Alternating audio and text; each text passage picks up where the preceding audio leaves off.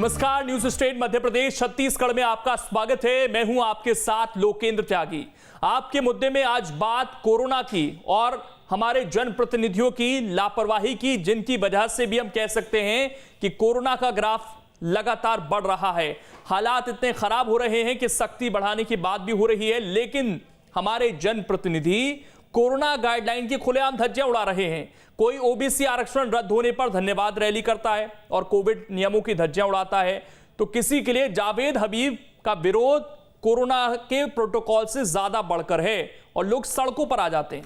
क्या बीजेपी, क्या कांग्रेस, क्या अन्य संगठन सब कोरोना की खुलेआम धज्जियां उड़ा रहे हैं। ऐसे में सवाल यह है कि हम लोगों से तो उम्मीद करते हैं कि वो कोरोना के नियमों का पालन करें, लेकिन ये जो हमारे नेता कोरोना स्प्रेडर बन रहे हैं, इनका क्या?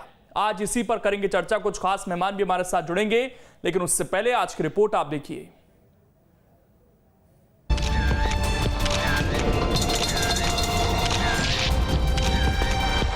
जिनके ऊपर जिम्मेदारी वही कर रहे हैं लापरवाही।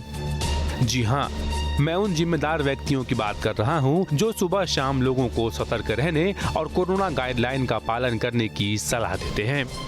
कई लोग तो ऐसे भी हैं जो कोरोना के बढ़ते मामले पर सरकार को घेरने का एक भी मौका चूकना नहीं चाहते। पहले आप ये तस्वीर देखिए। पहली तस्वीर इंदौर की है।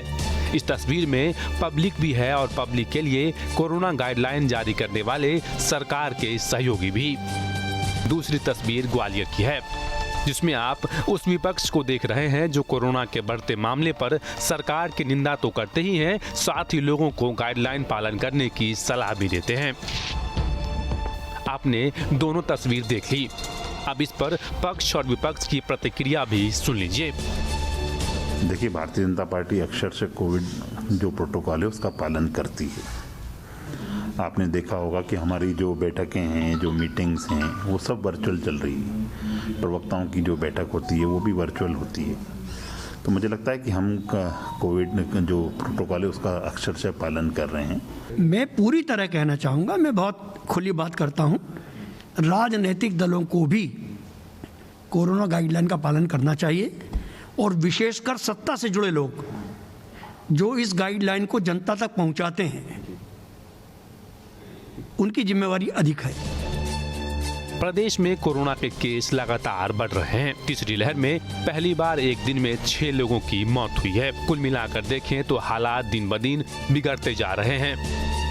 एक्सपर्ट बीते कुछ दिनों से लापरवाही को रोकने के लिए सरकार को सख्ती बढ़ाने की सलाह दे रहे हैं, लेकिन यहाँ तो जितनी शक्ति पहले से लागू है उसी की धज्जियां उड़ाई जा रही है, वो भी उनके द्वारा जिनके ऊपर इसे लागू करवाने की जिम्मेदारी है। इन माननीय के खिलाफ न तो कोई कार्रवाई होती है और न ही इन्हें पब्लिक की तरह हजारों का फाइन भरना पड़ता है। भला उन्हें किस बात का खौफ होगा। Team news state. और चर्चा करने के लिए 3 खास मेहमान इस वक्त हमारे साथ जुड़ गए हैं। सबसे पहले परिचय करा देते हैं। अभिजीत रईस जादा जी हैं, हेल्थ एक्सपर्ट हैं। उमेश शर्मा जी हैं, प्रवक्ता हैं बीजेपी के, और आनंद तारण हैं, प्रवक्ता हैं कांग्रेस के। आप तीनों का बहुत बहुत स्वागत है। उमेश शर्मा जी, अभी हम बयान सुनवा रहे थे बीजेपी के प्रवक्ता का, वो ये कह रहे थे कि अक्षरशः पालन हो रहा है कोविड की गाइडलाइंस जो बनी है सरकार की तरफ से, लेकिन सर सड़कों पर तो दिखाई नहीं दे रहा। और अगर अक्षरशः पालन हो रहा होता तो ना ये विधायक, मंत्री, अधिकारी कोविड पॉजिटिव नहीं होते सर। निश्चित रूप से लोकेंद्र जी, जो बीजेपी के प्रवक्ता जी ने कहा है वो भी सत्य है, और जो आप चिंता व्यक्त कर रहे हैं मैं उससे भी सहमत हूं। कठिनाई यह है कि सार्वजनिक जीवन में काम करने वाले जो लोग हैं, जो राजनीतिक क्षेत्र में काम करते हैं या जो चुने हुए जनप्रतिनिधि हैं, उनका उत्तरदायित्व तो होता है कि वो जनता के बीच निरंतर अपनी उपस्थिति दर्ज करवाएं, और वे केवल राजनीतिक आयोजनों में जा रहे हैं ऐसे नहीं है। कोरोना को लेकर जन जागरण के जो अभियान चल रहे हैं, कोरोना को लेकर जिस प्रकार की भूमिका का निर्वहन जनप्रतिनिधियों या राजनीतिक क्षेत्र के कार्यकर्ताओं को करना चाहिए, उसके अंदर भी उनका उत्तरदायित्व बनता है। पर मैं आपकी बात से सहमत हूं। जहां तक बड़े आयोजनों का सवाल है, स्वयं मुख्यमंत्री जी ने पहल करी है। जो सूर्य नमस्कार का एक बड़ा आयोजन किया जाना था, मुख्यमंत्री जी ने कहा है कि वो निरस्त करा जाता है। आप देखेंगे कि भारतीय जनता पार्टी जो है उसकी अपनी बड़ी बैठकें वर्चुअल हो रही है। भारतीय जनता पार्टी के जितने आयोजन है उसमें डिजिटल का उपयोग ज्यादा किया जा रहा है, पर उसके बावजूद भी मुझे लग रहा है कि अतिरिक्त सावधानी की आवश्यकता है। और मैं ये पूछना चाहता हूं उमेश शर्मा जी, हमने तमाम तस्वीरें देखी हैं सर, इन लोगों पर फाइन क्यों नहीं? विधानसभा की तस्वीरें भी देखी हैं सर हमने, तो वहां अलग अलग तरह के तर्क देते हैं लोग, विधायक। निश्चित रूप से लोकेन जी, मैं तो आपकी बात से इसलिए भी सहमत हूं कि आप देखिए कि चाहे भारतीय जनता पार्टी के हो या कांग्रेस पार्टी के हो, कमोबेश दोनों ही दलों के जो प्रमुख नेतागण हैं वो इस समय कोरोना से संक्रमित थे। अब कोरोना से संक्रमित होने के पीछे की कठिनाई भी थोड़ी सी लोकेंद्र जी समझना पड़ेगी। कोरोना जो है वो हमारी जीवनचर्या में शामिल हो गया है और जीवन कहीं कठिनाई तो फिर सर उन लोगों के लिए भी थी ना, जो जिनकी हम लॉकडाउन लगाकर दुकानें बंद कर देते हैं, वो फिर भी घर में बैठे बच्चे ऑनलाइन पढ़ाई कर रहे हैं, उनके लिए भी कठिनाई होती है सर। खेल कूद सब बंद हुआ तो उनके लिए भी कठिनाई होती है सर। आप सिर्फ राजनीतिक पार्टियों का रोजगार थोड़ी बंद हुआ है। नहीं मैं लोकेन जी, इस समय तो लॉकडाउन जैसी कोई स्थिति है नहीं। मैं उदाहरण दे रहा हूं सर, आपने कहा कि हमें सार्वजनिक जीवन जीना है, ये समय है सार्वजनिक जीवन जीने का। केवल आप मेरे चुनाव आयोग ने रैलियां तक बंद कर दी है सर, यहाँ पर नेता अपने कार्यक्रम बंद नहीं कर पा रहे हैं। लोकेन जी, आप मेरे आशय को केवल राजनीतिक क्षेत्र तक सिमट कर मत देखिए, मेरे कहने का भावार्थ दूसरा है। आपसे मैं निवेदन ये करना चाहता हूं कि हमारा जो जीवन है, हमारा जीवन से मैं समस्त जीवन की बात कर रहा हूं, हमारा जीवन अब कोरोना को लेकर थम नहीं सकता। इस कोरोना के साथ चलने की, इस कोरोना के साथ सावधानी के साथ चलने की, पर्याप्त सुरक्षा के साधनों पूछ रहा हूं ना सर कि इन्होंने सावधानी नहीं रखी। कुछ लोग तो ऐसे हैं जिनकी रिपोर्ट वो टेस्ट देकर आए हैं, उसके बावजूद कार्यक्रम कर रहे हैं, अगले दिन पता चलता है कोरोना रिपोर्ट पॉजिटिव आ गई, तो उन पर फाइन लगाइए ना, फिर आप लोग उन पर कार्रवाई कीजिए। एकाध तो कोई, मुझे लगता है नहीं लोकेन जी, ये बात तो मुझे लगता है कि कोई एकाध भी अपवाद ऐसा सामने नहीं आया कि कोई व्यक्ति अपनी RT-PCR करा के आया है और जब तक जांच रिपोर्ट सामने नहीं आई है और उसके बाद वो किसी कार्यक्रम में उसने भाग लिया होगा। कांग्रेस पार्टी तो कल कह रही थी रामेश्वर शर्मा लगातार कोरोना बम बने हुए हैं, वही PC शर्मा आज खुद पॉजिटिव हो गए। कार्यक्रम तो हो रहे थे सर, तस्वीरें लगातार दिख रही थी। क्षेत्र के आरोप प्रत्यारोप अपनी जगह होते हैं लोकेन जी, पर किसी ने भी, या तो रामेश्वर शर्मा जी ने या PC शर्मा जी ने कहीं भी इस तरह की लापरवाही तो नहीं बरती होगी कि RT-PCR कराया होगा, जांच रिपोर्ट करवाई होगी और जब तक रिपोर्ट का परिणाम नहीं आया होगा तो वो सार्वजनिक जीवन में कार्यक्रमों में उपस्थित हुए होंगे। मेरा निवेदन यही है लोकेन जी की वास्तव में इस समय हम सबको एक अतिरिक्त सावधानी की आवश्यकता है। ये तो ईश्वर का सौभाग्य है कि ये तीसरी लहर उतनी घातक नहीं है जो दूसरी है, पर जिस तरह का, हम तो मेडिकल क्षेत्र के विशेषज्ञ नहीं है, पर जितना विशेषज्ञ बता रहे हैं कि इसका पीक पर आना भी बाकी है, तो मुझे सर एक बात राजनीतिक पार्टियों को ध्यान रखनी चाहिए, और इसी मध्य प्रदेश में हमने अपने 4 नेताओं को खोया है। ये जो अभी उपचुनाव हुए थे ना सर, वो कोविड की वजह से ही हुए थे, तो ये ऐसा नहीं है कि नेता अगर जा रहे हैं तो बहुत साहसिक काम कर रहे हैं, उनकी जान को भी आप खतरे में डाल रहे हैं राजनीतिक कार्यक्रमों को कर। मैं आपसे सहमत हूं लोकेन जी, और हम सबका उत्तरदायित्व, पत्रकार बंधु है वो फील्ड में खड़े हुए हैं, वकील है वो अपनी फील्ड में खड़े हैं, जिला प्रशासन के कर्मचारी है वो अपनी फील्ड में, निगम का अमला है वो अपनी फील्ड में, व्यापारी है वो अपनी फील्ड में, नौकरी पेशा है वो अपनी फील्ड में, तो इन सब के लिए सामूहिक रूप से आप उसको वर्गीकृत करके मत करिए कि केवल राजनीति के क्षेत्र के लोग कर रहे हैं। मैं कह रहा हूं कि वर्गीकृत नहीं करा जा सकता, ये सामूहिक जिम्मेदारी की बात है, सामूहिक उत्तरदायित्व का विषय है। तो मुझे लग रहा है कि समाज को एक सामूहिक रूप से उत्तरदायित्व में आ रहा हूं। आनंद जी, अभी हमने कांग्रेस प्रवक्ता की एक बयान चलाया सर, आपने रिपोर्ट में सुना होगा, वो ये कह रहे थे कि जो सत्ता पक्ष है उसकी ज्यादा जिम्मेदारी बनती है।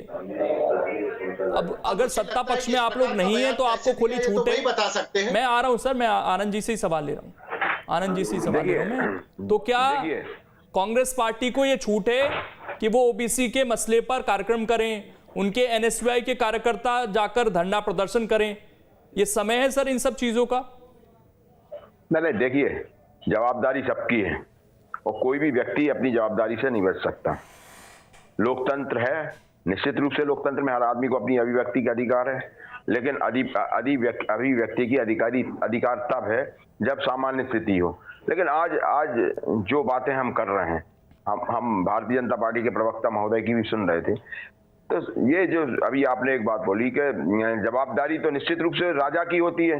भाई राजा अगर लाइन ऑर्डर मेंटेन करेगा, जिसको जनता ने जनादेश दिया, जो सत्ता पे काबिज है, सबसे पहले उसकी जवाबदारी है कि जो लाइन ऑर्डर उसने मेंटेन की है, जो उन्होंने निर्देश जारी किए हैं, उसका वो पालन करें और इसके बाद वो दूसरे लोगों से उसके वैसे पालन तो अभी खैर राजनीतिक कार्यक्रमों को लेकर कोई गाइडलाइन नहीं है, लेकिन आप लोग ये चाहते हैं कि आप लोगों को जेल में डाल दिया जाए? नहीं, क्यों नहीं डाल दिया जाए? अगर व्यवहार हो तो सबके साथ एक सा हो। अगर हम गलत करते हैं तो निश्चित रूप से हमें जेल में डालना चाहिए, लेकिन इसके साथ जो सत्ता में बैठे लोग हैं, जो नियम कानून बना रहे हैं, उनकी सबसे ज्यादा जवाबदारी है कि वो उस नियम कानून का पालन करें। मतलब वही बात हो गई सर, हम मानेंगे नहीं, हमें वो जो लाठी की भाषा वही समझ आती है, ये कांग्रेस पार्टी नहीं कहना चाहती। क्यों? मैंने आपसे क्या बोला, क्यों नहीं मानेंगे? क्यों नहीं मानेंगे? आपको पता है गांधी जी ने क्या बोला था? जब एक महिला एक बच्चे को लेकर गांधी जी के पास गई, क्योंकि गांधी जी के पास आस्था के साथ गई थी वो, उसने बोला कि गांधी जी ये गुड़ खाता है, आप इसका गुड़ छोड़वाइए। गांधी जी ने बोला 15 दिन बाद आप आना, ठीक है। वो 15 दिन बाद उस बच्चे को लेके पहुंचती है। महामारी को सर आप कंपेयर कहाँ कर रहे हैं? मतलब सुन लीजिए, ये कहानी बहुत लोगों ने सुनी है सर, सुनाई भी है, ठीक है। हाँ, तो इसलिए तो सुना रहा हूँ, इसलिए याद दिला रहा हूँ मैं। तो गांधी जी ने उससे बोला कि बेटा गुड़ छोड़ दो, तो उसकी माँ ने 15 दिन पहले भी आप ये बात कह सकते थे। तो गांधी जी ने क्या बोला? तो आप लोग ये कहना चाहते हैं कि अगर बीजेपी के नेता नहीं मानेंगे तो हम भी जाएंगे, हम भी कोविड स्प्रेडर बनेंगे, हम भी बिजली के कनेक्शन जोड़ेंगे, जाकर भीड़ जुटाकर लोगों के आरोप लगाएंगे, अगले दिन खुद कोविड पॉजिटिव। बिजली, सुनिए, बिजली के बिल वाली जो आपने बात की है, तो हमारे प्रदेश के मुखिया शिवराज सिंह चौहान ने क्या बोला था जब विपक्ष में थे कि भाई आप लोग बिल मत, मतलब आप कानून का उल्लंघन आप करो, आपको सब फूल माफ है। और अगर कांग्रेस ने अगर कोई बात बोल दी, हमारे विधायक ने कोई बात बोल दी, और उस विधायक ने बोली है जो हमेशा सजग रहता है, तो हो गई ना कोविड पॉजिटिव सर, और अपने साथ ना जाने कितने लोगों को करा होगा। इतने लोगों का वो बिजली बिल माफ नहीं करवाएंगे जितने लोगों का वो बीमार कर देंगे। नहीं, देखिए एक बात सुनो, देखिए जनता, ये जो जनसेवक होते हैं वो जनता के लिए होते हैं, जनता के द्वारा होते हैं। जनता ने उन्हें चुना किस लिए? कि उनकी समस्याओं का। ये सरकार ने क्या बोला था कि आप कोई बिजली के बिल जमा मत करना। बिजली के मुद्दे पर डिस्कस नहीं कर रहा हूं सर, मैं तो उदाहरण दे रहा था। आज मैं डिस्कस बिजली पर करने नहीं बैठा। तो आज शिवराज सिंह चौहान किस तरह से लूटमार मचा रखे हैं जनता के साथ, किस तरह से खिलवाड़ कर रहे हैं, किस तरह से जो पुराने बिल माफ कर दिए थे उनको फिर लगा के, कोरोना काल में जो बिल माफ कर दिए थे आज उनको लगा के भेज रहे हैं। लोग कितने परेशान हो रहे हैं, कितने अपन कोरोना के नाम पे किस तरह से लोगों को परेशान कर रहे हैं, किस तरह से उनकी कांग्रेस पार्टी गाइडलाइन जारी कर दे कि हम नहीं मानते कोरोना को। आप तो जब श्रेय लेते थे कि जनवरी में राहुल गांधी ने बता दिया था, ये मोदी के कार्यक्रम करा रहे थे, अब खुद आप लोग लापरवाही कर रहे हैं। नहीं, हम कहाँ लापरवाही कर रहे हैं, हम तो गाइडलाइन सर आपके कांग्रेस पार्टी कार्यालय में कोरोना बम फूटा है आज, आपको जानकारी होगी। उपाध्यक्ष से लेकर विधायक और कई पदाधिकारी कोविड पॉजिटिव हो चुके हैं कांग्रेस पार्टी ऑफिस में।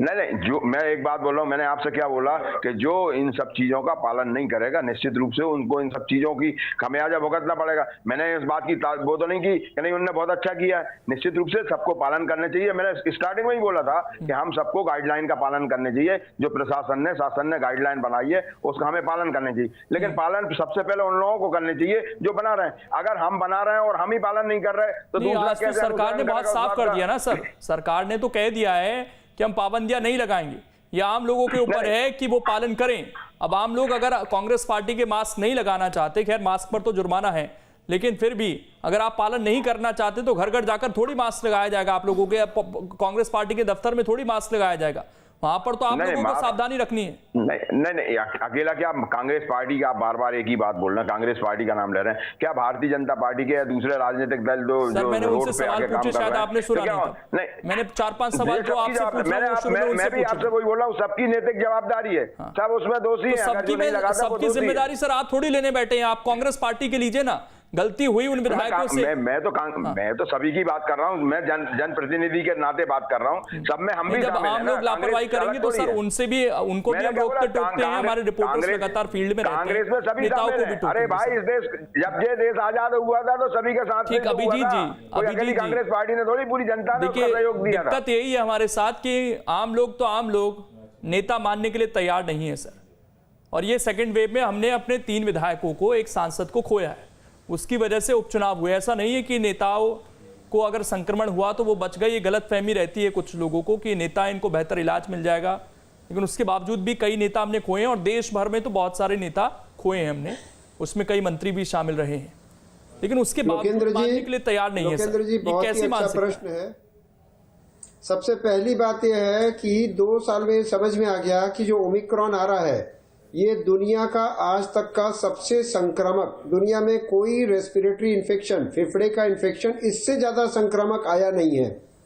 और अगर जिस तरह का व्यवहार हो रहा है यही जारी रहा तो पूरे 135 करोड़ लोगों को छूकर जाएगा।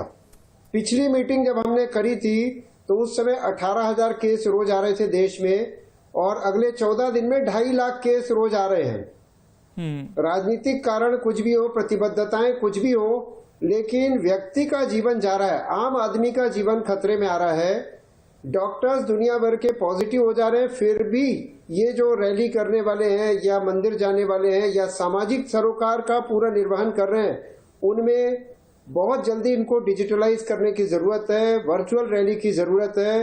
अन्यथा चुनाव भी होंगे, नतीजे भी आएंगे, सत्ता पक्ष भी आएगा, पर बहुत सारे नेताओं को भी हम खो देंगे, क्योंकि कोविड ये फर्क नहीं मानता कि कौन सा व्यक्ति आम आदमी है, कौन मजदूर है। देखेंगे तो वीआईपीज की डेथ ज्यादा हुई है क्योंकि इनकी इम्यूनिटी कम है। नंबर 2 बात है जो बहुत जरूरी है कि वैक्सीनेशन करने के बाद भी पॉजिटिव आ रहे हैं, सामान्य लक्षण क्या आ रहे हैं, पर जैसे जैसे वायरस को नए नए हेड मिलेंगे उनकी बहुत ज्यादा तेजी से चेंजेस करेगा ये कोविड। और डेल्टा प्लस के बाद ओमिक्रॉन के बाद कोई और भयानक स्ट्रेन आएगा, और जब तक पहचाना जा सकेगा तब तक बहुत हजारों जाने जा चुकी होंगी। तो जरूरी यह है कि एक दूसरे पे दोषारोपण करने के बजाय प्रत्येक नागरिक, चाहे वो चिकित्सक हो, चाहे आईएएस हो, चाहे वो सफाई कर्मचारी हो, सभी की जान अभी खतरे में है। और ऐसे 2, 3, 4 करोड़ लोग हैं जिनको जाना ही पड़ रहा है क्योंकि उनकी ड्यूटी है, चाहे वो सरकारी कर्मचारी हो, चाहे चिकित्सक हो, पैरामेडिकल स्टाफ हो, चाहे फ्रंटलाइन वर्कर हो, और चाहे वो मीडिया के बंधु हो। तो दूसरे की लापरवाही दूसरे का जीवन ले रही है, ये सोचने की बात है। और तीसरी सबसे बड़ी बात यह है, अब ऑक्सीजन, आईसीयू, वेंटिलेटर, एम्बुलेंस, इसके रिसोर्सेज 135 करोड़ नहीं बनाए जा सकते। अगर 2.5 लाख केस रोज आ रहे हैं, दिल्ली में आप कल का मृत्यु का आंकड़ा 128 था, महाराष्ट्र में कल मृत्यु का आंकड़ा 100 से ऊपर था, तो हम कब जाके रुकेंगे और कब व्यवहार सीखेंगे? 2 साल में सैकड़ों जन जागरण कार्यक्रम हो गए, लेकिन वही लोग जो जन जागरण कर रहे हैं वो अपना नैतिक दायित्व नहीं समझ रहे। सबको हम कह रहे हैं सोशल डिस्टेंसिंग रखो, और अपनी रैली में हम 5,000 10,000 लोगों की भीड़ जमा कर रहे हैं, ये बिल्कुल भी एक्सेप्टेबल नहीं है। एज अ हेल्थ एक्सपर्ट मैं कहूंगा कि कोई भी ऐसा कार्यक्रम आप दिमाग में लगाइए कि इसमें फायदा ज्यादा है या नुकसान ज्यादा। जैसे मंदिर में जाके घंटी करना या माघ मेला करना, या बंगाल में कौन सा एक गंगा सागर रैली, ये बिल्कुल भी मेला बिल्कुल बैन होना चाहिए। It is a punishable offence, चाहे इसको करने वाला कोई भी हो। इसमें कोई भी पार्टी पॉलिटिक्स नहीं है, पूरे देश की प्रतिष्ठा है। और अगले 2 महीने में डिसाइड हो जाएगा कि कोविड से भारत पूरी तरह से जीत पाया या नहीं। तो संकल्प शक्ति बहुत स्ट्रांग रखिए। मैं तो समझता हूं कि इस तरह के सभी गैर जरूरी कार्यक्रम को पनिशेबल ऑफेंस होना चाहिए। मास्क के बगैर कोई भी चौक चौराहे पे घूम रहा है, कम से कम 500 रुपए का जुर्माना होना चाहिए। जो लोग पीसीआर, आरटीपीसीआर पॉजिटिव आके घूमते पाए जाएं, उनके चुनाव लड़ने पर प्रतिबंध होना चाहिए। It should be as high, क्योंकि यूरोप में और अमेरिका में इसी तरह की गाइडलाइंस हैं। वहां पॉलिटिशियंस के लिए ज्यादा स्ट्रिक्टनेस है as compare to normal person. पर राजनीति इसमें करना ही नहीं है, इसमें तो गाइडलाइन लोकेन जी बहुत स्ट्रिक्ट होनी चाहिए। मैं समझता हूँ इसका पालन A to Z, मतलब राष्ट्र के प्रथम नागरिक से लेकर कहा जा रहा है कि ये जो इस बार वेरिएंट आया है, इससे जो लक्षण हैं वो काफी गंभीर नहीं हो रहे हैं, लेकिन हम बड़ी मात्रा में हमारे जो डॉक्टर्स हैं वो भी संक्रमित हो रहे हैं। और एक चर्चा इस बात को लेकर भी हो रही है कि कुछ डॉक्टर्स पीपीई किट को लेकर ये कह रहे हैं कि जरूरत नहीं है हर टाइम उसको पहनकर रखने की, और इसका भी एक कारण बताया जा रहा है कि शायद वहां भी थोड़ी सी लापरवाही हुई है, जिसकी वजह से शायद डॉक्टरों में भी संक्रमण इतनी तेजी से फैल रहा है। इससे आप इत्तेफाक रखते हैं कि डॉक्टर्स भी शायद थोड़ा सा लाइटली अब ले रहे हैं, क्योंकि वो पूरे पैक रहना उनके लिए भी मेंटली बहुत मुश्किल रहता है वो चीज पीपीई किट के अंदर रहना। सर देखिए, इसमें लोकेंद्र जी 3 बातें हैं। पहला, वो डॉक्टर्स जो आउटडोर पेशेंट डिपार्टमेंट में है उनके लिए N95 मास्क और फेस शील्ड पर्याप्त है, क्योंकि ये मुंह और नाक से फैलने वाला वायरस है। वो लोग जो ट्रांसपोर्टर हैं, जैसे एम्बुलेंस है, जो सैंपल ले रहे हैं आरटीपीसीआर का, जो स्वैब ले रहे हैं, इनके लिए पीपी किट पहनना बहुत जरूरी है। कोई रिसेप्शन में जो बिल पे कर रहे हैं हॉस्पिटल पे, या अल्ट्रासोनोग्राफी के असिस्टेंट है, उनको पीपी किट पहनना जरूरी नहीं है, क्योंकि उनका एक्सपोजर बहुत कम है।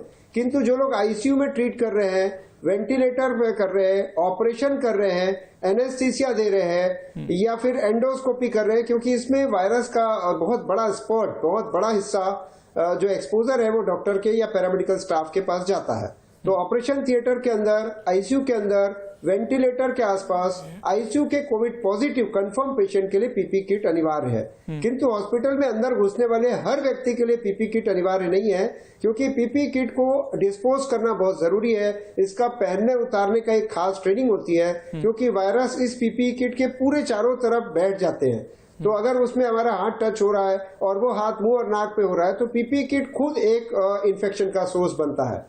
तो जिनकी प्रॉपर ट्रेनिंग नहीं है, कई बार क्या होता है पेशेंट के रिश्तेदार जिद करके पीपी किट पहन लेते हैं और वो बोलते हैं अपने रिश्तेदार को देखने जाना है और उस गंदे हाथों से मुंह नाक को छूते हैं और उसके बाद वो स्वयं संक्रमित होते हैं। तो ये बचाव की ढाल है, पर इसकी एक प्रॉपर ट्रेनिंग होती है जो कि मेडिकल कॉलेज के स्टाफ की ही होती है। कोई भी पीपी किट पहन करके शहर में घूमे या बाजार में घूमे उचित नहीं, वो सुरक्षित नहीं।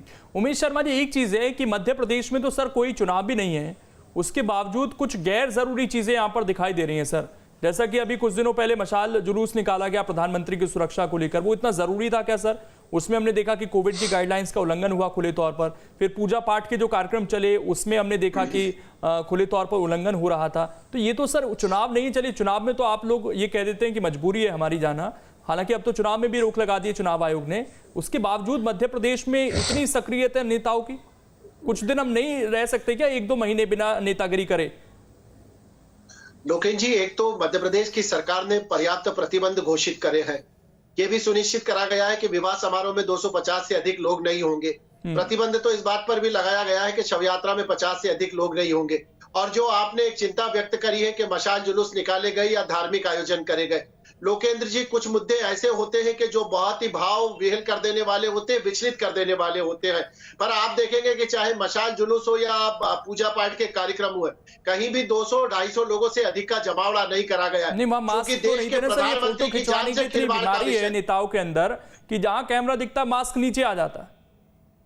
लोकेश जी, ये तो मुझे लगता है कि नेताओं की कमजोरी है, इससे मैं आपकी बात से असहमति नहीं कर सकता हूं। पर जिस विषय को लेकर यह आयोजन करा गया था, वो आयोजन देश के प्रधानमंत्री की जान से खिलवाड़ करने वाला विषय था, तो उसको लेकर तो भारतीय जनता पार्टी चाहेंगे सर कि उनकी सुरक्षा के लिए लोगों की जान मुश्किल में आ जाए, खुद प्रधानमंत्री चाहेंगे? नहीं, लोगों की जान मुश्किल कर उस प्रकार का किसी आयोजन में कॉन्ट्रैक्ट ट्रेसिंग नहीं करी गई। मैं आपको तस्वीरें दिखा दूंगा, जनता के बीच में नहीं, तस्वीरें आप देख लीजिएगा, भारतीय जनता बहुत सारी तस्वीरें संख्या के कार्यक्रम थे। आप खुद भी हो सकता है एक आध कार्यक्रम में शामिल हुए हों, आपको बिना मास्क के लोग दिखे होंगे वहां पर।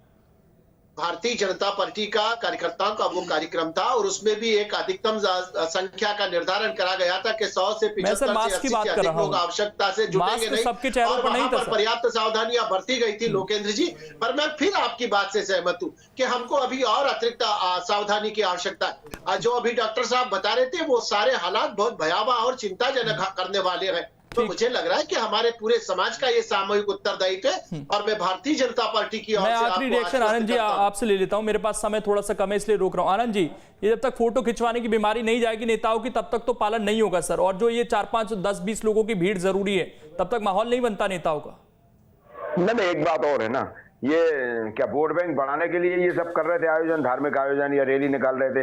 प्रधानमंत्री जी देश के प्रधानमंत्री, भारतीय जनता पार्टी के प्रधानमंत्री नहीं है, और भारतीय जनता पार्टी ये आयोजन करके क्या प्रधानमंत्री का कद छोटा करना चाहती, बौना करना चाहती? किस तरह की बातें करते? अब आप आरोप इसके बाद कांग्रेस पे लगा, निश्चित रूप से हर आदमी की जवाबदारी है कि हमें आज जवाबदारी होनी चाहिए और नेता इस जवाबदारी को सबसे पहले समझे, ये बहुत जरूरी है। शुक्रिया, फिलहाल समय इतना ही है, मैं रोक रहा हूं आप सभी को, लेकिन जिम्मेदारी अगर नेता अपनी नहीं समझेंगे तो ये संक्रमण इसी तरीके से फैलता रहेगा और ये फिर नुकसान अंततः हम सभी को पहुंचा रहा है। ऐसे में नेताओं पर भी रोक लगनी चाहिए। छोटा सा ब्रेक, जल्द वापस लौट रहे हैं।